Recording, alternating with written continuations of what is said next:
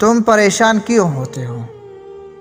کیوں ایسا سوچتے ہو کہ جو مانگ رہے ہیں، جس کے لیے آپ تڑپ رہے ہیں، جس کی وجہ سے تہجد سے جڑ گئے ہو، جس کی وجہ سے تم تہجد تک لے آئے، تمہیں لگتا ہے کہ کچھ حاصل نہیں ہوگا؟ وہ رب تم سے بے خبر ہے کیا؟ حالانکہ ایسا کچھ نہیں ہے۔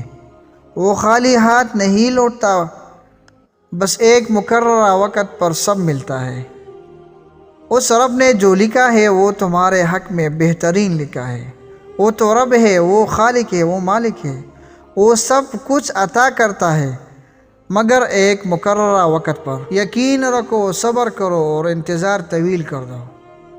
شکر کرو، وہ یقین نہیں توڑے گا، دل کا سکون بھی دے گا اور دعا بھی قبول کرے گا انشاءاللہ تعالی۔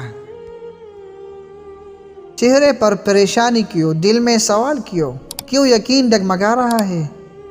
دل کو بتاؤ، جو اللہ یوسف علیہ السلام کو مصر کا شہنشاہ بنا سکتا ہے، یونس کو مچھلی میں آیت کریمہ پڑھوا سکتا ہے، موسیٰ کی مدد کے لیے سمندر کو 2 حصوں میں کر سکتا ہے، وہ تمہاری پریشانیوں کو خوشیوں میں تبدیل کرنے میں بھی قدرت رکھتا ہے۔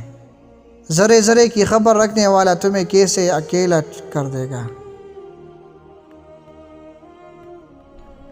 ایک دن دیکھنا تم خود مسکراتے ہوئے کہو کہ اللہ نے میری دعا ایسے قبول کی ہے کہ میں نے کبھی سوچا نہ تھا۔